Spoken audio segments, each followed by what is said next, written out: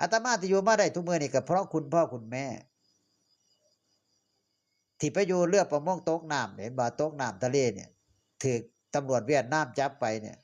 ได้มานั่งเว้าอยู่นี่ก็เทื่อคุณพ่อคุณแม่ตกลงไปน้ำทะเลโยมอยู่ลอยคออยู่5ชั่วโมงปล่อยคนตั้งแต่ตี3ตี4อะ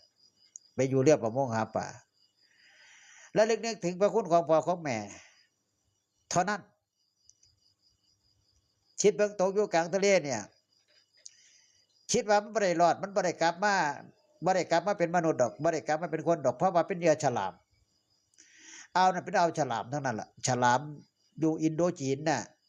เต็มเลยผู้ใดตกไปบ่รอดดอกคนมีบุญเติบเด้รอดมานี่อาตมาบ่แม่นขี้คุยเด้เว้าเรื่องจริงชีวประวัติของอาตมาเพราะอยู่ในเรือนี่อาตมาเป็นคนขยัน